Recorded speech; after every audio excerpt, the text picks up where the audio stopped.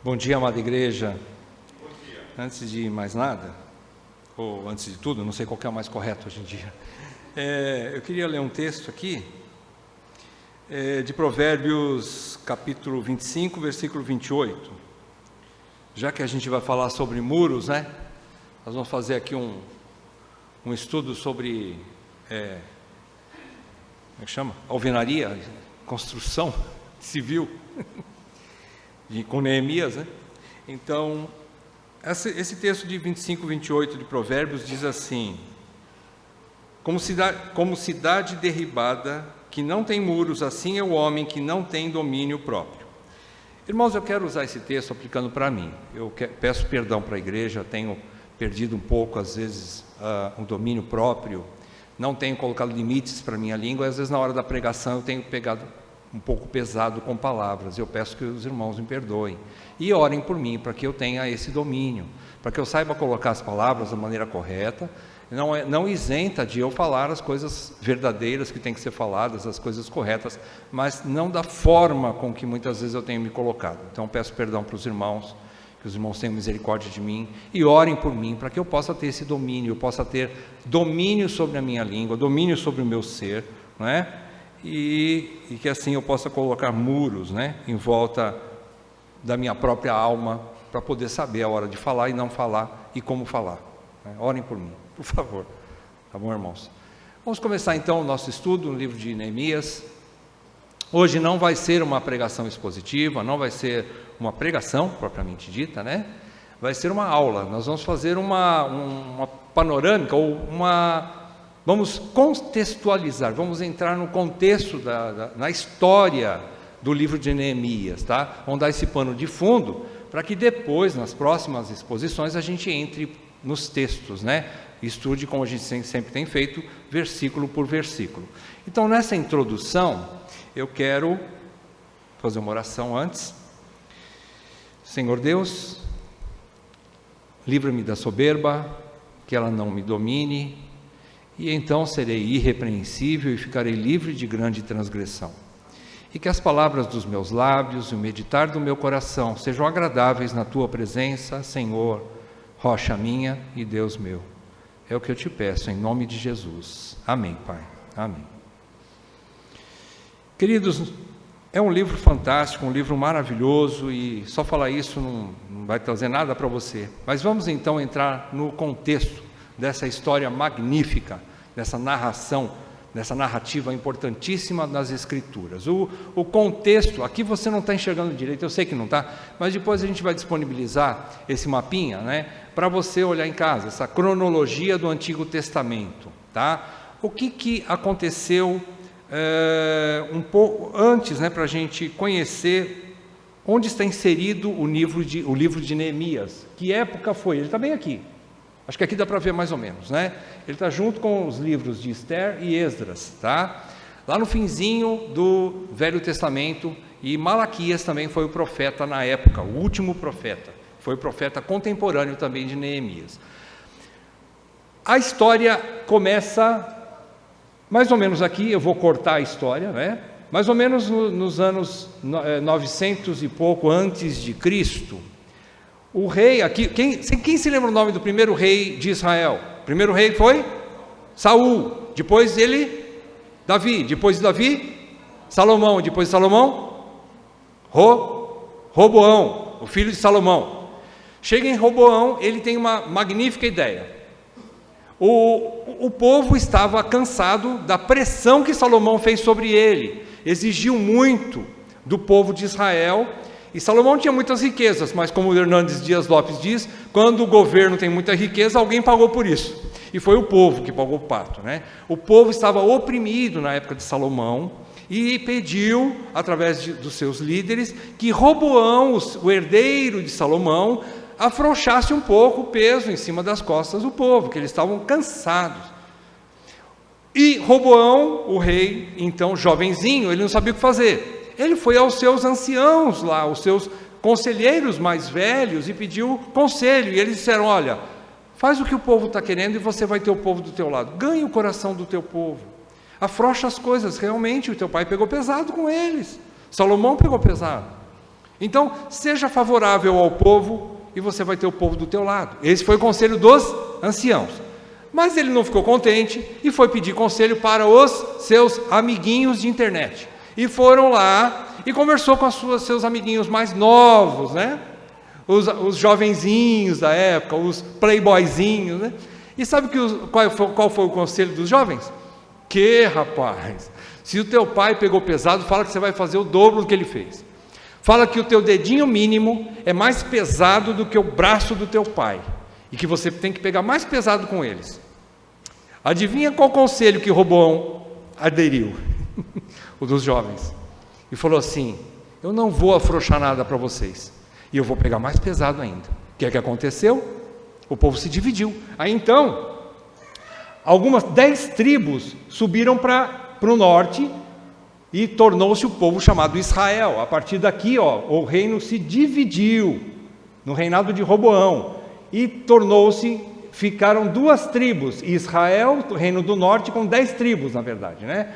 E Judá, o reino do sul, com 2 tribos, tá? Então, o povo de Israel teve vários reis e todos eles muito ruins, desobedientes a Deus, até que chega no ano 722 a.C., acontece o cativeiro da Síria. Deus usa os assírios para levar Israel cativo para a Síria, tá? Enquanto isso, o reino de Judá estava mais ou menos, tinha alguns reis que eram bons, outros não tão bons, até que chega num tempo em que também eles começam a desobedecer, e no ano 586 a.C., Deus permite que os babilônios invadam Jerusalém e levem também a parte de baixo, a parte sul de Israel, ou seja, o reino do sul, Judá, para o cativeiro babilônico. O primeiro cativeiro foi assírio, que era para o reino do norte. O segundo cativeiro foi o cativeiro babilônico, que é o reino do sul, Judá. Tá? Então eles foram cativos. Nessa época, Deus levantou profetas como, por exemplo, Daniel, Jeremias, e eles acabaram profetizando que esse exílio, que começou em 586 a.C., aqui no povo de Judá, cativeiro babilônico, ia durar apenas 70 anos. 70 anos. Deus prometeu: eu vou castigar vocês, mas esse cativeiro vai durar 70 anos. Então chega, aqui no ano 586, começa o cativeiro, os babilônicos invadem Jerusalém, destrói a cidade, levam os utensílios, as coisas que existem lá, e parte do povo eles levam cativos também para a Babilônia.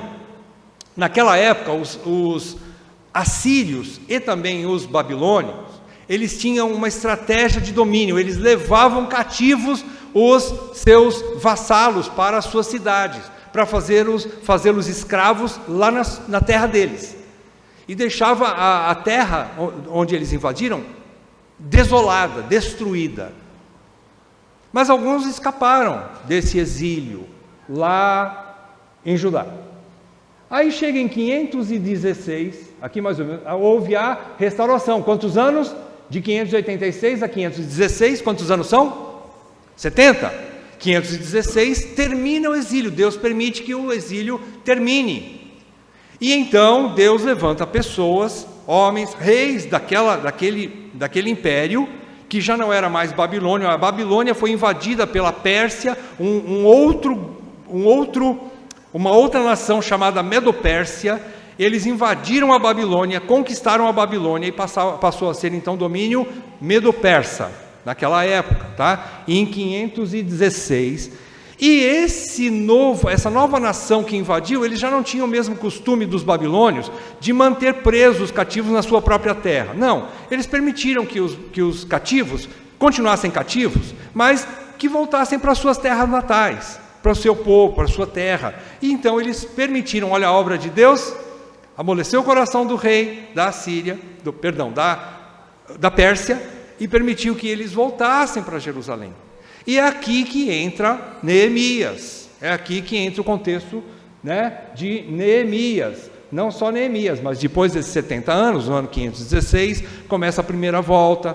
depois teve uma segunda volta de povo do cativeiro, e a terceira, por volta de 444, foi quando Neemias, na terceira leva de pessoas que voltaram para Jerusalém, é onde Neemias entra, tá? Então seria mais ou menos esse o contexto, tá bom? Essa é a cronologia. Vamos lá. Quanto ao autor da carta, do livro de Neemias e a data aproximada, tanto a comunidade judaica como a cristã, os estudiosos, eles reconhecem que Esdras como seu autor. Não foi Neemias que escreveu Neemias, foi Esdras. Apesar de grande parte dos escritos terem sido extraídos dos diários pessoais de Neemias. Por exemplo, abre o livro de Neemias, capítulo 1, de 1 a 4. Observe uma coisa aí comigo. Neemias 1, de 1 a 4. Diz assim: as palavras de Neemias, filho de Acalias, no mês de Quisleu, no ano 20º, estando eu na cidade de Suzã, veio Hanani, um dos meus irmãos, com alguns de Judá. Então lhes perguntei pelos judeus que escaparam e que não foram levados para o exílio e acerca de Jerusalém. Disseram-me: os restantes que não foram levados para o exílio e se acham lá na província, estão em grande miséria e desprezo. Os muros de Jerusalém estão derribados e as suas portas queimadas. Tendo eu ouvido estas palavras, assentei-me e chorei, e lamentei por alguns dias, e disse, e estive jejuando e orando perante o Deus dos céus. Quando você percebe aqui, essa colocação está na primeira pessoa do singular, não é? No eu, não é? No eu. Então, mas veja bem, essas palavras de Neemias, o que os estudiosos entendem é que Esdras pegou os registros do diário de Neemias e transcreveu para o seu próprio livro. Por quê? Os livros de Esdras e Neemias, lá no original, o primeiro registro histórico desse livro, eram originalmente um único livro. Não existia Esdras e Neemias, era só Esdras. Neemias fazia parte de um único livro de Esdras. Esdras escreveu.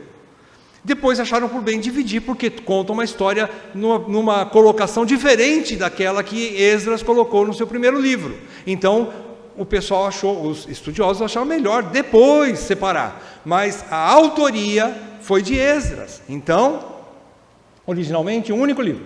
Ambos os livros contêm registros de arquivos reais da Pérsia, cujo acesso só poderia ser feito por um escriba, que era a função de Esdras. Neemias não era escriba. Quem era escriba? Escriba era um mestre da lei e um dos homens que registravam a história que estava acontecendo na época.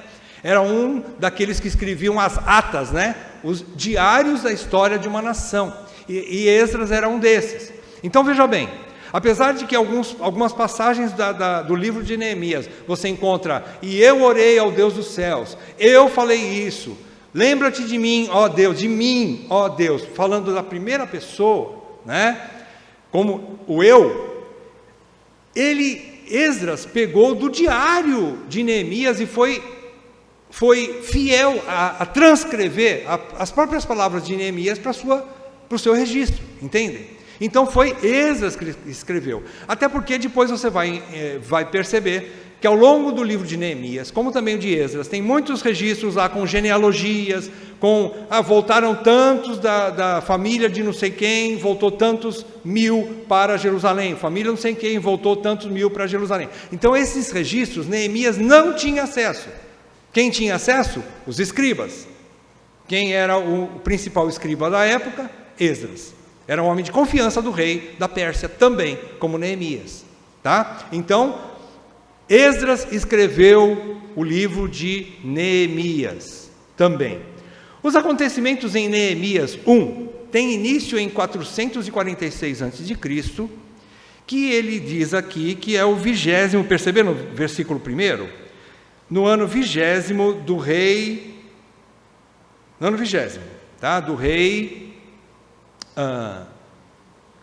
do rei persa Artaxerxes, tá bom? Então, o livro segue em ordem cronológica. Aí, veja bem, começa em 446 e depois vai narrando toda a sequência de fatos que Neemias tanto fez como ele registrou. Então, vai registrando, fizemos isso, depois no dia seguinte fizemos aquilo, depois aconteceu tal coisa, depois tivemos oposição, e na sequência ele narra o período, né, em ordem cronológica, o que aconteceu. Esdras coloca isso, né, em ordem cronológica, né? O livro segue então nessa ordem do primeiro mandato de Neemias como governador de Jerusalém. Veja bem, presta atenção, Neemias foi estabelecido por Artaxerxes, o rei da Pérsia, do Império Mundial naquela. Artaxerxes era o rei do mundo, tá? Era o rei era a maior nação e a nação que dominava o mundo conhecido na época. Não era uma parte do mundo, tá? Era a nação mais poderosa do mundo. E Artaxerxes então libera Neemias para continua sendo o copeiro do rei, mas ele também seria o governador daquela região de Jerusalém. Ele era o governador. Ele governou de 445 a 433 a.C., no seu primeiro mandato, tá? 12 anos ele governou ali. E o seu segundo mandato, por volta de 424, lá no ano de 443, no fim do seu primeiro mandato, ele voltou para a Pérsia para servir o rei de novo. O rei chamou ele voltou para a Pérsia. E Jerusalém ficou sem um governador, ficou nas mãos do povo, sem ninguém para governar.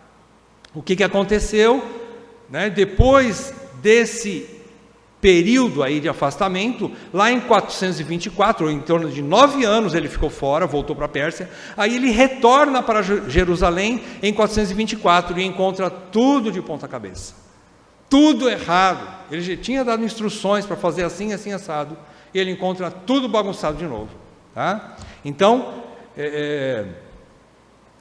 Neemias, o livro de Neemias foi escrito provavelmente depois do segundo mandato, que não está registrado aqui quando terminou o segundo mandato de Neemias, mas com certeza antes do ano 400 a.C. Por quê? Você sabe me explicar por quê antes do ano 400 a.C.? Com certeza esse livro foi escrito. Por quê? Depois Deus não falou mais. Nós tivemos 400 anos de silêncio de Deus. Entre Neemias, Malaquias, Esdras, depois desse período, Deus falou a última vez, como profeticamente, por Malaquias. E ele encerra o livro de Malaquias, que nós vimos na última pregação. Ele encerra o livro de Malaquias, e depois de Malaquias, fica 400 anos sem Deus falar nada para ninguém. Deus não quis conversa mais com o seu povo, e não falou mais nada, e retorna a falar através de João Batista. Lembra-se? João Batista foi a primeira voz de Deus, depois desses 400 anos de silêncio de Deus. Então veja a importância dos escritos finais do Velho Testamento, né? Tanto Malaquias como Esdras e Neemias, que nós vamos estudar. Ok. Qual era o cenário, qual era o contexto então? Tudo que eu já falei, vou repetir agora, para a gente gravar bem. Deus usou os assírios e os babilônios como instrumentos para disciplinar seu povo desviado de seus princípios. O povo de Deus desobedeceu. Então o povo do norte, vocês viram lá, Israel se desviou, Deus disciplinou, mandou a Síria invadiu, destruiu, matou muita gente e levou alguns de Israel cativos para a Assíria. Primeiro cativeiro, assírio. Segundo cativeiro, babilônico, lá em Judá, em torno de 586 a.C., começou o exílio.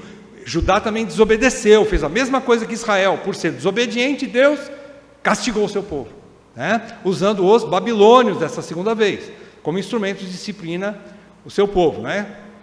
Eram nações, essas nações aqui eram nações extremamente cruéis, que destruíam as terras dos vassalos e os exilavam, levavam embora. É isso que eu falei para vocês. Esse era o sistema de exílio, tanto dos assírios como dos babilônios. Levavam o povo amarrado, cativo, para a sua terra, para castigá-los lá, para fazê-los escravos lá. Ok? Deus castigou o reino do sul, Judá, com o cativeiro babilônico, que posteriormente se tornou cativeiro medo-persa. O que aconteceu? Nabucodonosor, ele se ensoberbeceu. Lembram-se que ele se ensoberbeceu tanto, achando que o mundo era dele, que ele era quase um Deus. O que Deus fez com Nabucodonosor? Fez ele transformar-se num animal, praticamente, né? Deus, na sua mão, fez Nabucodonosor pastar, comer mato, né?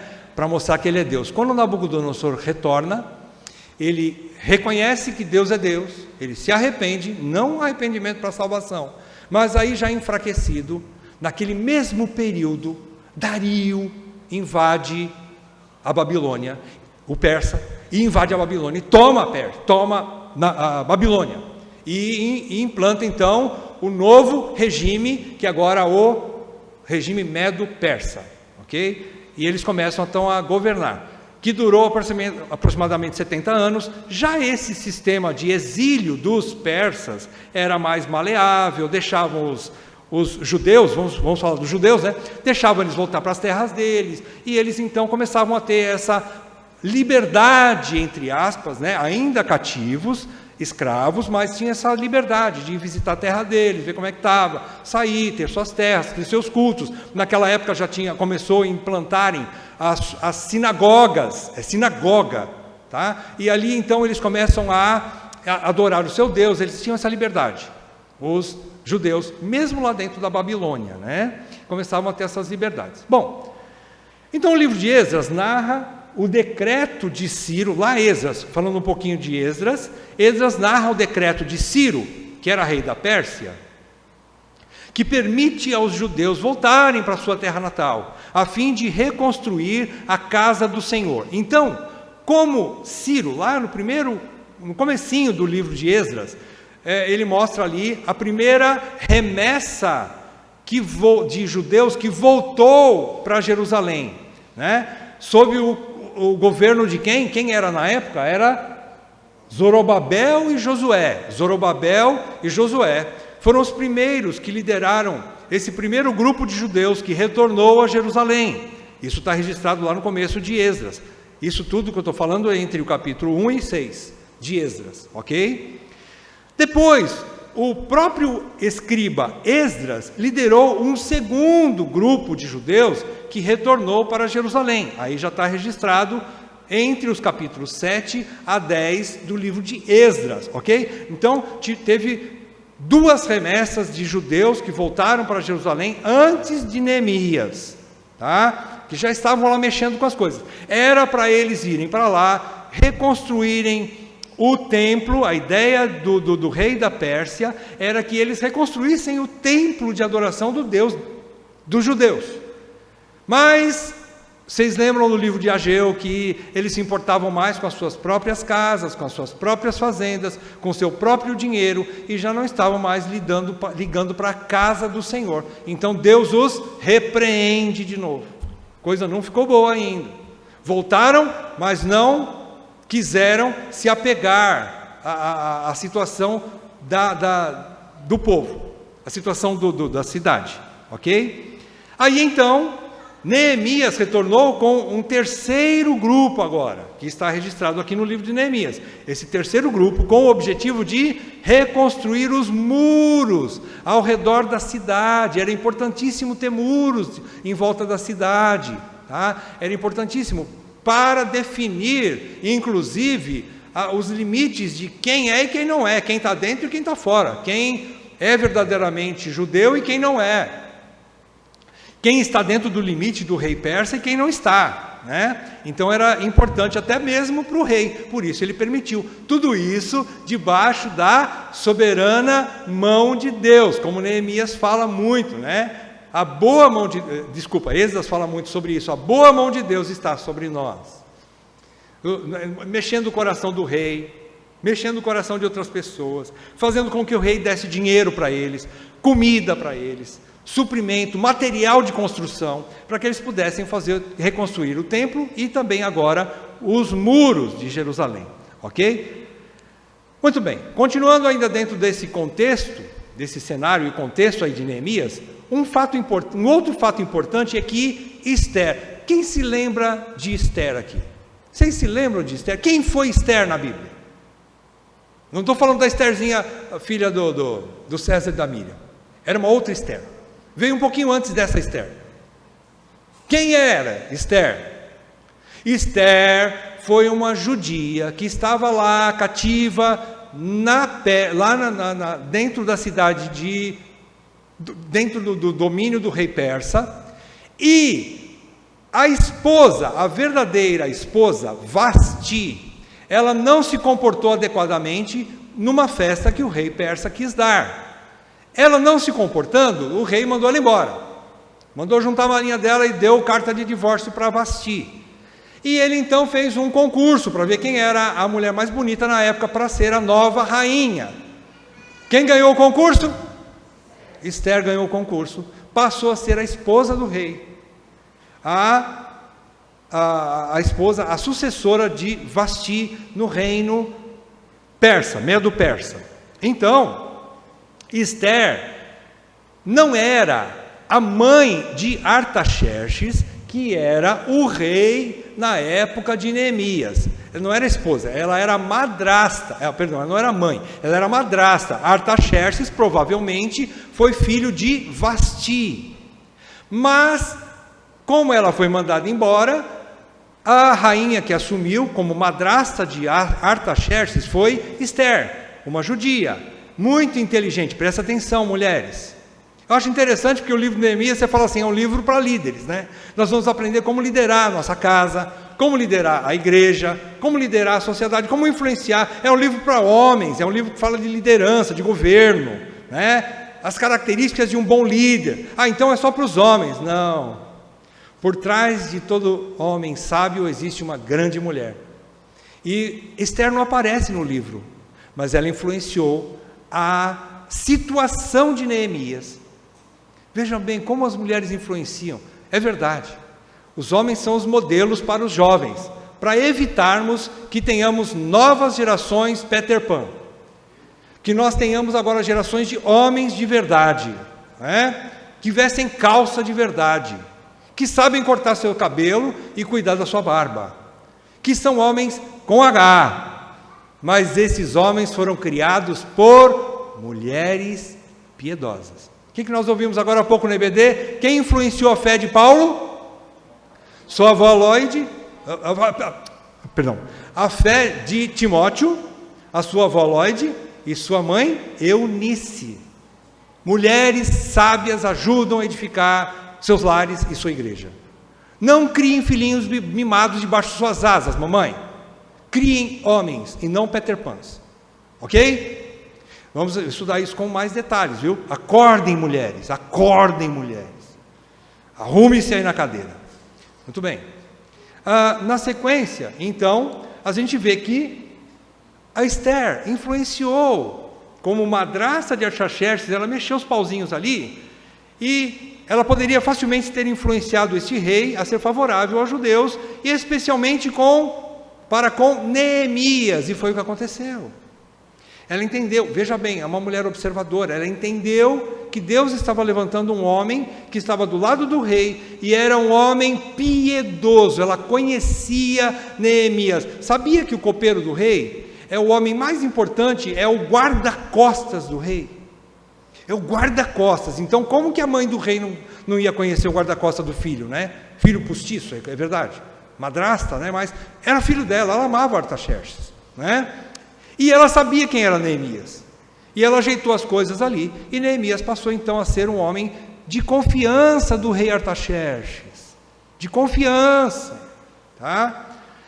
Muito bem, Neemias nasceu no exílio, ele não foi deportado, ele não nasceu em Jerusalém e foi levado com a primeira leva, não, ele nasceu dentro desses 70 anos de exílio lá na Babilônia, ele nasceu lá, influenciado pelo conceito pagão hostil que tinha na cidade da Babilônia, né? Então ele não nasceu no exílio, ele nasceu no exílio, e não conhecia pessoalmente Jerusalém, ele não tinha nunca ido para Jerusalém, ele não sabia como era a cidade dos seus pais, ele não sabia, Mas, mesmo tendo crescido num ambiente pagão, hostil, lá na Babilônia, ele tornou-se um homem comprometido com Deus e com seu povo.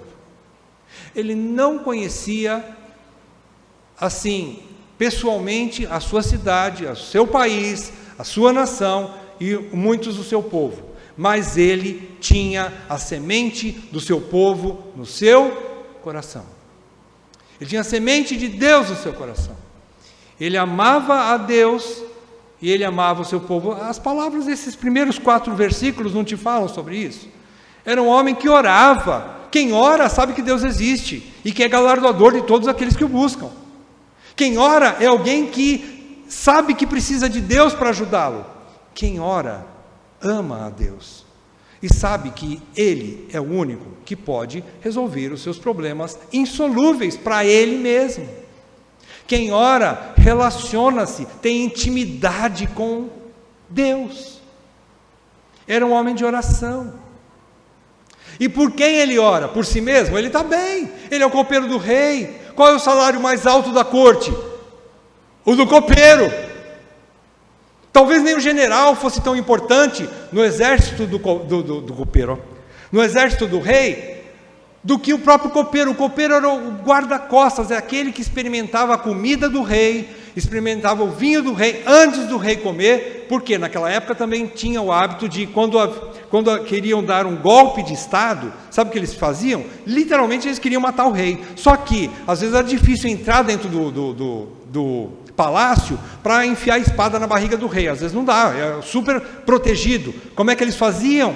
Eles subornavam os cozinheiros, os serventes ali, para que eles mandassem veneno para o rei morrer. Era o que se fazia na época. Então quem comia primeiro para saber se estava bom ou não aquele alimento, ou aquele vinho, era o copeiro. Se o copeiro ficasse vivo, ele comia ou bebia, né? Então ele provava as iguarias do rei, diferente de Daniel, né? E ele tinha domínio próprio. A gente pode dizer assim, mas como? Um homem de Deus tomou vinho. Não pode ser homem de Deus. Como, gente? Ele não se embriagava. Vamos voltar de novo no texto de embriagar? Ele bebia vinho, sim. Só que tinha domínio próprio. Ele provava, diferente de Daniel, lembra? Daniel falou assim, eunuco, que toma conta dos jovens exilados, experimenta a gente. Nós não queremos comer as iguarias do rei, nem beber o vinho do rei. Dá-nos somente legumes. Experimenta a gente por um período e vê como a gente vai ficar bom. Tudo bem, era a questão de Daniel. Aqui, o homem de Deus chamado Neemias comia e bebia das iguarias do rei.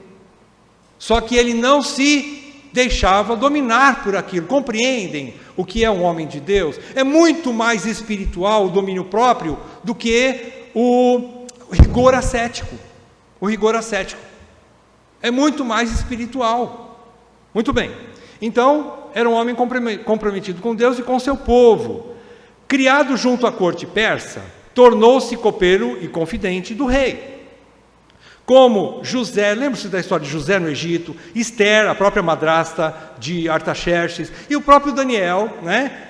Neemias conquistou um ofício de confiança no império.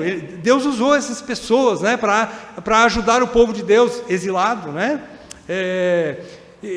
De confiança no império, posição que permitiria a Deus usá-lo para seus propósitos de restauração do seu povo eleito.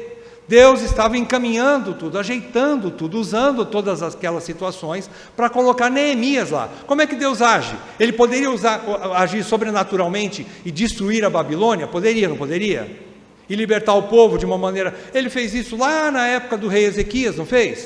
O que aconteceu? Quando existiam 186 mil homens invasores sírios querendo invadir Jerusalém. E o povo de Jerusalém e o rei começou a orar junto com o profeta a Deus, pedindo ajuda, porque era um povo enorme que vinha contra eles. O que Deus fez? Mandou um anjinho, e diz que um anjo destruiu numa noite 186 mil soldados inimigos. Deus não poderia fazer isso na Babilônia? Poderia, mas ele não quis fazer. Agora o meio de Deus é criativo, ele usa o que ele quer, quem ele quer. Agora ele vai usar pessoas do seu povo, ele vai usar Neemias, Ele colocou Neemias lá para isso. Arranjo, economia de Deus, arranjo providencial de Deus. O nome Neemias significa confortador dado por Deus, ou aquele que consola. Neemias significa que ele é um consolo vindo de Deus. Consolo para quem? Para ele mesmo? Ele não precisava disso. Ele estava, como eu disse para vocês, ele era o copeiro do rei, o salário mais alto da corte. Ele tinha tudo o que ele queria. Se ele pedisse para o rei um carro novo, com 300 cavalos de raça, o rei dava para ele. Ele era um amigão do rei. Ele não precisava de nada, ele estava numa zona de conforto. Para que se preocupar com um povinho lá na cidade? Ele tinha tudo que ele queria no reino. A cidade maior e mais bonita do mundo, todos os shoppings na época estavam lá. Para que sair de lá? Se preocupar com um povinho lá, que ele nem conhecia. Ele tinha tudo. Não, Deus pôs no coração dele: eu quero sair da minha zona de conforto, porque o meu povo precisa de mim. Então ele é o consolador. Deus usa ele como consolador. Ele deixa suas riquezas lá na Babilônia, ele vai para Jerusalém, sofre em Jerusalém, chora em Jerusalém, carrega tijolo em Jerusalém, levanta a espada em Jerusalém, é confrontado, é mal compreendido, é atacado, é humilhado, mas ele permanece, porque é um chamado de Deus.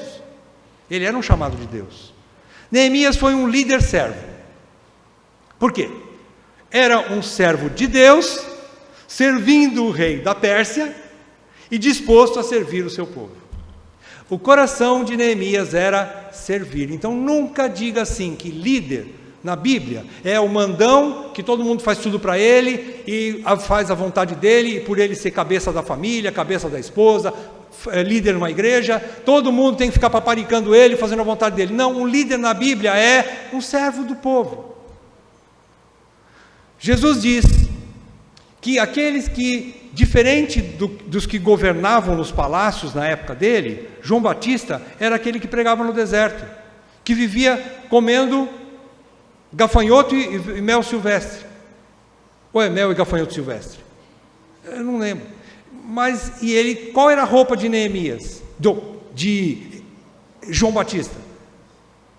Pele de camelo, pelo de camelo. Ou seja, a roupa mais básica que existia, né? Mais básica. E ele era o servo que Deus queria.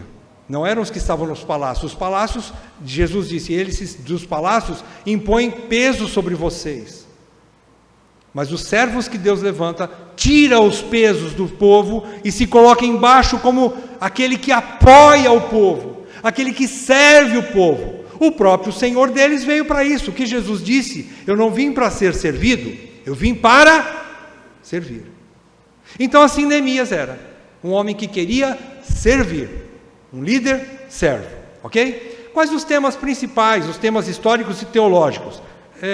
Eu resumi aqui, tá bom? Os temas principais. Primeiro tema, como a gente viu na pregação, na aula do Rodrigo, olha que interessante, ele roubou de mim um texto, eu vou trazer de volta ele aqui.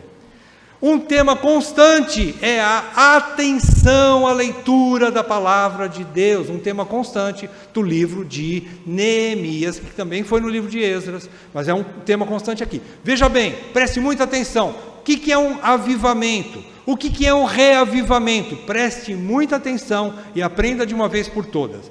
O reavivamento espiritual veio como resposta à leitura de Esdras do livro da lei de Moisés. Abra comigo, capítulo 8, aí o texto que o Rodrigo falou. Capítulo 8, na verdade ele pegou o versículo 8, né? Eu só vou ler de 1 a 3. 8, de 1 a 3. Em chegando o 7º mês, e estando os filhos de Israel nas suas cidades, todo o povo se ajuntou como um só homem na praça. Olha, todo o povo de Israel, todo o povo de Judá, todos os crentes se ajuntaram como um só homem, na praça, diante da porta das águas, e disseram, veja bem, quem disse aqui? Quem está falando aqui? O povo, né? A igreja, né? A igreja está falando assim, olha só, e disseram a Esdras, o escriba, que trouxesse o livro da lei de Moisés, que o Senhor tinha prescrito a Israel. Versículo 2, Esdras, o sacerdote, trouxe a lei perante a congregação. tanto de homens, presta atenção aqui, meus papais e mamães, que tem filhinho pequeno. Esdras, o sacerdote, trouxe a lei perante a congregação, tanto de homens como de mulheres, e de todos os que eram capazes de entender o que ouviam. Era o primeiro dia do 7º mês. Versículo 3. E leu no livro diante da praça, que está à fronteira à porta das águas, desde a alva, desde madrugadinha, né? Alva, o sol começando a nascer, desde a alva até o meio-dia. Bastante tempo, né? Ele leu as Escrituras, perante homens e mulheres e os que podiam entender. E todo o povo tinha o quê? Os ouvidos atentos ao livro da lei. Como o Rodrigo falou, eles não estavam preocupados com as pedras nos rins e nem levantaram para tomar água. Eles ficaram sentadinhos ouvindo. Papai e mamãe, você quer ensinar seu filhinho e sua filhinha a ficar sentadinho e ouvir a palavra de Deus? Fique você sentadinho ouvindo a palavra de Deus primeiro. Dê o exemplo. Não fica andando, passeando por aí, não. Senta e ouve. Melhor coisa que você faz. Bom, o que eu quero dizer aqui é que esse reavivamento que acontece a partir do capítulo 8 de Neemias veio por causa da pregação da palavra de Deus. Não existe avivamento se não existe a presença da pregação, explicação e aplicação da palavra de Deus. Não existe. Pode haver emocionalismo, gente chorando, gente dando piruleta, gente subindo na parede, né? Falando em outras línguas. Mas prova que isso é avivamento. Como é que você prova? Você prova durante os dias seguintes. O que acontece nos dias seguintes? Aquela pessoa se apegou à igreja, está congregando, aquela pessoa mudou, abandonou os seus pecados, foi transformada, ela deixou de ser uma má esposa, cruel dentro de casa, e transformou-se numa esposa como auxiliadora idônea, uma boa mãe, exemplo para os seus filhos, um pai que deixou de ser perverso, carrasco com a esposa e com os filhos, e ele se arrepende e coloca na posição de líder servo, ele foi transformado. Aí você pode me dizer, eu vi avivamento, aconteceu avivamento. Avivamento é quando o Espírito continua operando na pessoa através da palavra de Deus e aplicando os princípios de Deus naquela vida. Isso é avivamento. Estar cheio do Espírito é praticar a palavra do Espírito, praticar a palavra de Deus. Isso é avivamento, ou reavivamento, quando acontece mais de uma vez, né? Ou uma segunda vez, não é? Muito bem. Com isso, o culto a Deus, veja o que aconteceu na sequência do capítulo 8 de Neemias para frente, você vai perceber que o culto a Deus foi restaurado, conforme está escrito na lei. As reformas, presta atenção, Neemias é tido como um dos reformadores da Bíblia, ele é um dos reformadores. A gente pensa, quando fala de reformador, a gente lembra de Lutero, de Calvino, John Hus e outros ali da época, né? Mas teve muitos antes, e na Bíblia tem vários, um deles é Neemias, é o que nós vamos aprender aqui, como é que ele fez isso, né?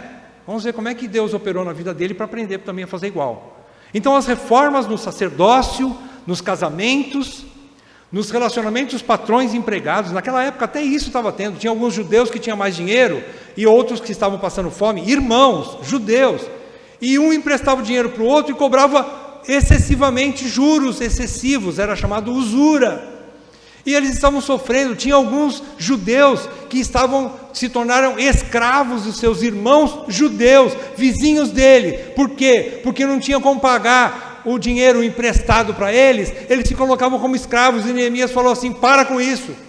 Eu vou contar uma coisa para vocês aqui, eu pedi para os irmãos orarem para mim, para que eu tenha equilíbrio, não é? Eu li aquele texto de Provérbios. Eu acho que a gente poderia também, agora não dá mais que Neemias já foi recolhido, né? Mas Neemias devia também conhecer melhor, porque sabe o que ele fez uma vez? Ele arrancou a barba de alguns sacerdotes, deve ter doído pacas, né? arrancou a barba de alguns homens. Por quê? Porque eles não estavam obedecendo. Então Neemias perdeu as estribeiras.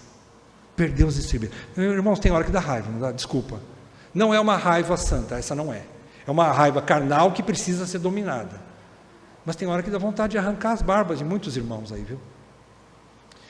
Mas, deixa Deus arrancar, né? Deixa Deus fazer. A ira do homem não produz a justiça de Deus. Preciso aprender isso, irmãos. Orem por mim. Orem por mim. Então tá. Então Deus usa Neemias, traz a lei, né? Usa Esdras ali para ensinar a lei. Através da palavra de Deus, a reforma acontece de fato e de verdade. Não só os muros, não só as coisas que aparecem externamente são reformadas. Mas muito mais do que isso, as famílias são restauradas, os casamentos são restaurados. As vidas são transformadas. É isso que é reforma. É isso. Não é uma igreja bonita, grande, cheia de coisas suntuosas. Não. Isso não significa nada. Pode ser que uma igreja até nem tenha um salão próprio. Mas desde que vidas sejam transformadas, ali está realmente uma reforma, aconteceu um avivamento. Ali é um povo de Deus de fato e de verdade.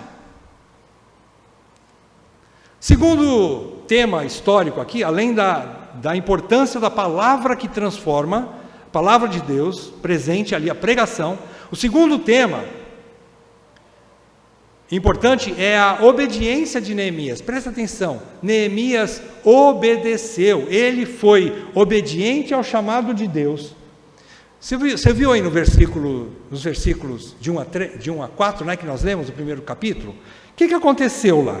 Aconteceu que ele perguntou para o irmão dele, Hanani, que voltou lá de Jerusalém, e perguntou assim: como é que está o nosso povo lá? Para que fazer pergunta? Você não quer botar a mão à obra?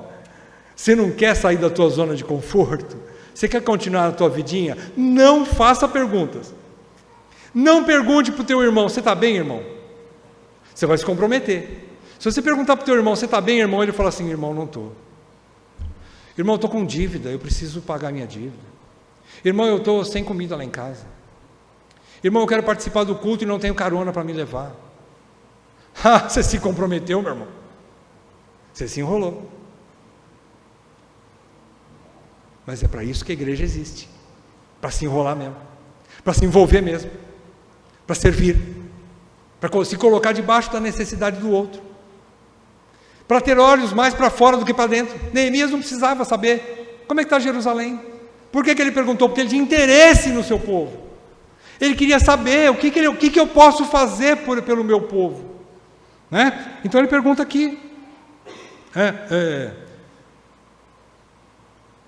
Eu perguntei para os judeus como que escaparam, como é que eles estão, né? E sabendo como eles estavam, no versículo 4, Neemias ora, Neemias jejua, Neemias é como se ele olhasse para aquilo e falasse assim: Senhor, não tem jeito, eu lamento, eu choro pelo meu povo, a dor do meu povo é a minha dor, o sofrimento do meu povo é o meu sofrimento, eu sou um com esse povo, por mais que eles sejam terríveis, eu sou esse povo, o sangue deles corre aqui dentro das minhas veias, eu sofro por eles, eu choro por eles, eu sinto por eles.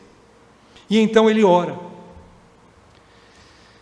Então, a obediência de Neemias foi primeiro pelo chamado de Deus. Deus tinha um propósito, estava trabalhando no coração de Neemias, mas não só isso, ele continuava sendo um oficial do rei, copeiro do rei. Como que ele ia juntar as duas coisas? Como é que eu posso servir o meu povo estando aqui preso? Eu sou o copeiro do rei, para onde ele vai? Eu tenho que estar atrás, eu sou o guarda-costas desse homem, eu sou o escudeiro fiel desse homem.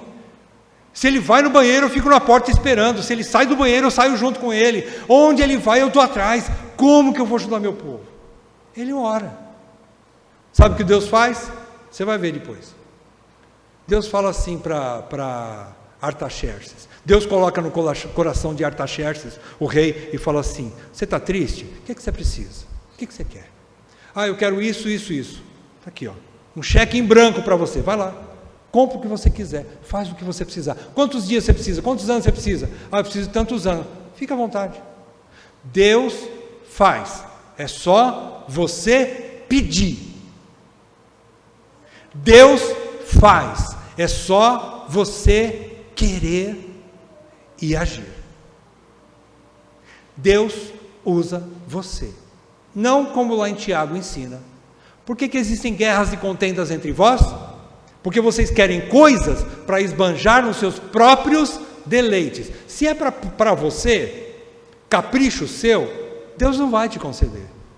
Mas Ele tem os seus olhos voltados à sua igreja. Se é para o bem da igreja, Deus te usa.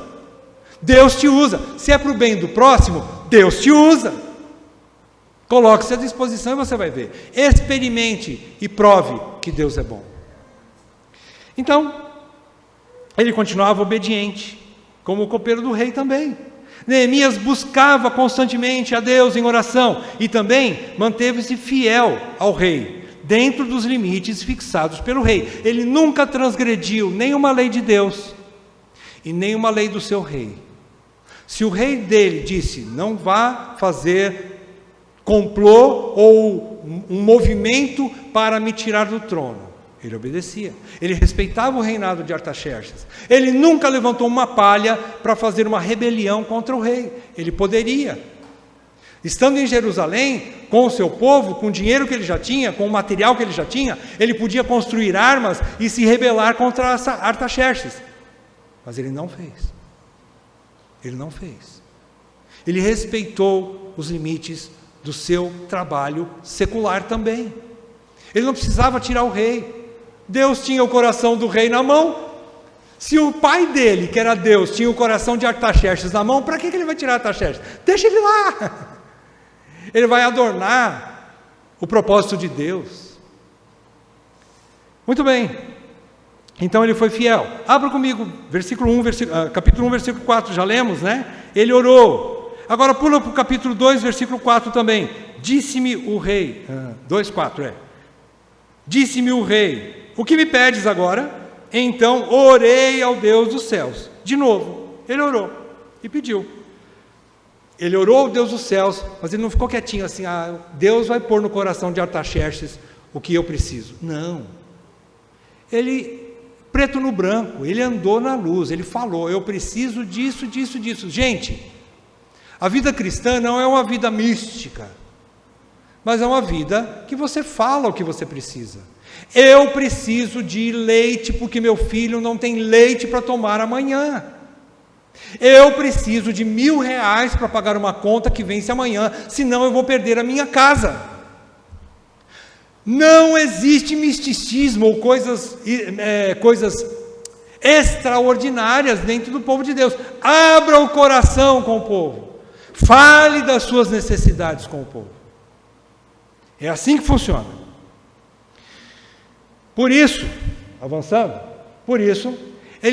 Neemias tinha convicção de que era Deus quem estava fazendo tudo. Deus estava operando em tudo, inclusive permitindo a própria oposição à obra. Vocês vão ver que não foram poucas as oposições contra a obra. E aí você pergunta assim, bom, se Deus me colocou nesse caminho para fazer uma coisa para a ICCG, eu vou trabalhar.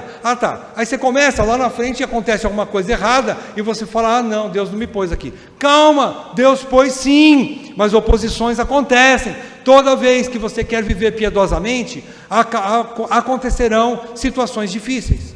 Toda vez que você quer servir, Deus testa o seu coração através das oposições, dos opositores, das dificuldades, das barreiras a serem transpostas. Jesus pôs no coração de Paulo que ele tinha que pregar em Roma. Ele entrou no navio e foi para Roma. No meio do caminho, o que acontece? Um naufrágio. Paulo podia ter falado, vou voltar para Tarsis, vou voltar para Antioquia. Não é propósito, eu ouvi errado, Jesus falou, mas acho que não era Jesus. Eu vou voltar. Não, Paulo foi para frente. Paulo foi para frente. Aconteceu o naufrágio? Aconteceu. Providência de Deus, prova de Deus, para ver se Paulo estava pronto mesmo, e ele foi para Roma. Então oposições ocorrem. Capítulo 4, versículo 15.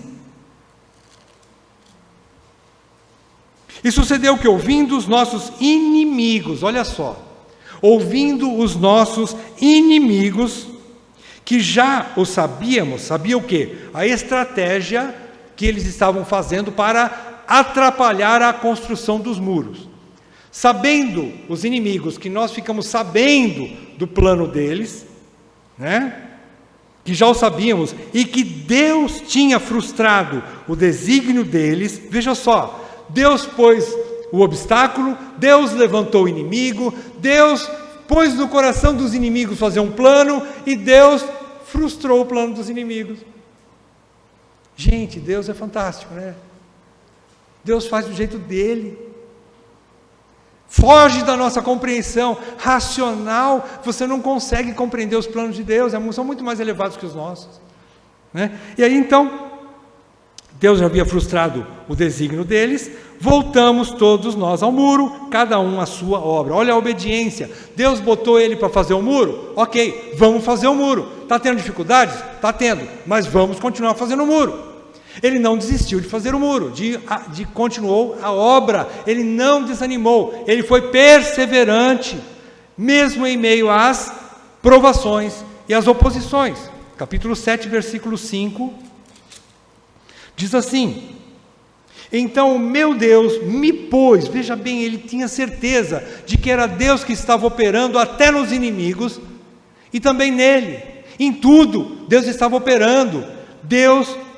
Meu Deus me pôs no coração que ajuntasse os nobres, os magistrados e o povo para registrar as genealogias. Achei o livro da genealogia dos que subiram primeiro, e nele estava escrito, e aí vem toda aquela genealogia.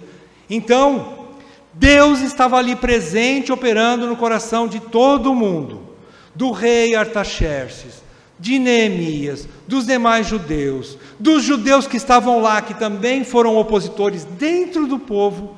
Também tinha oposição dentro, sabia? Também tinha gente que estava atrapalhando dentro da igreja, e tinha os de fora que também estavam atrapalhando, e Deus estava levantando tudo aquilo.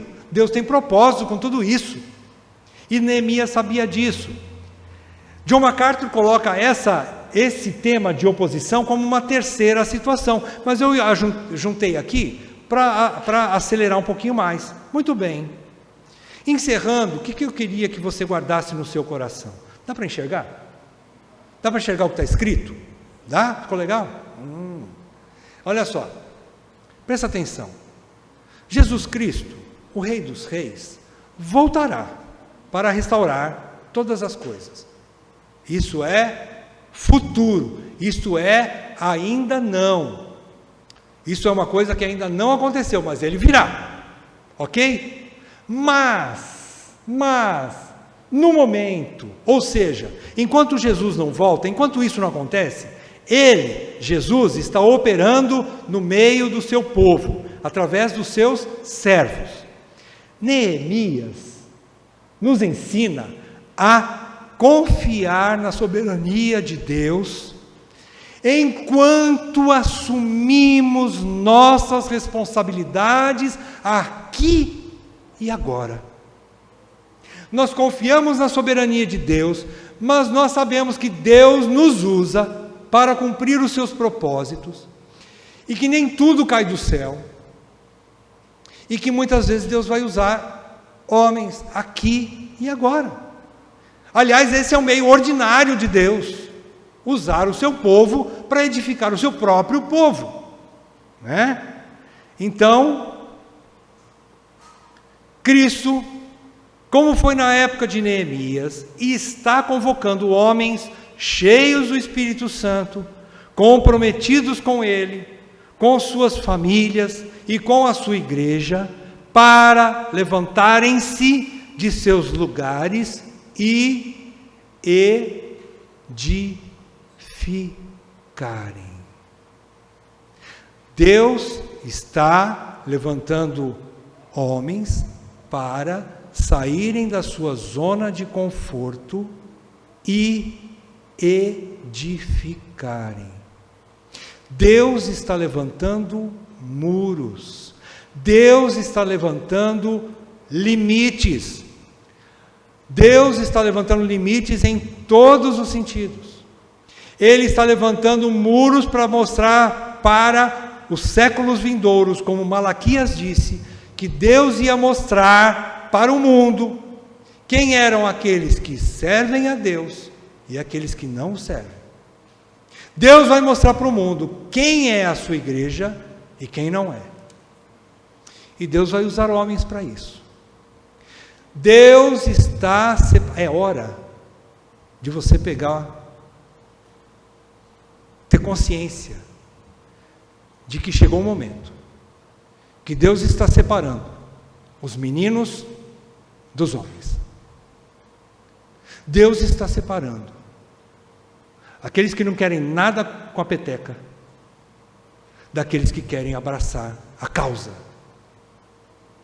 Deus está colocando esses limites. Irmãos, eu nunca vi que ano nós estamos? 2023, né? A Val já está olhando para mim. 33 anos dentro dessa comunidade. Eu nunca vi tanta gente chegando como eu tenho visto nos últimos anos. Por quê? Porque o nosso prédio é bonito. Brincadeira, né? Porque eu sou bonito. Mais brincadeira ainda. Gente está chegando por causa da palavra. Eu nunca vi isso. Sinceramente, irmãos. Eu nunca vi isso na minha vida. Eu me espanto, eu fico com medo às vezes. Mas se Deus está me levantando como Neemias, eu só clamo a Deus: Senhor, tem misericórdia de mim, me levanta meus joelhos trôpegos. E levanta dos meus presbíteros também. Orem pelos nossos presbíteros, orem pelos nossos diáconos, orem pelos nossos Neemias, porque o ataque é brabo, o inimigo está furioso, e nós estamos sendo atacados direto. Se você não sabe, orem por nós. E mais, orem para que todos vocês sejam Neemias conosco. Nós precisamos de mais homens, nós não vamos dar conta do recado. Vocês vão ver ao longo do livro, cada um fazia uma parte. Alguns faziam lá, outros faziam cá, outros faziam em cima, outros faziam embaixo, outros seguravam a lança, outros a espada, outros a colher de pedreiro, outros mexiam a massa, outros colocavam tijolos, e outros tocavam trombeta, outros ficavam vigiando contra os inimigos, e tinham várias atividades. Nós não vamos dar conta meia dúzia de gato pingado sozinho. Nós precisamos de homens e não de meninos. E isso vai fazer bem para a próxima geração, viu? Seu filhinho aí, novo ainda, vai ver em você, em mim, homens comprometidos com Deus. E vão querer a mesma coisa lá na frente, sabia disso?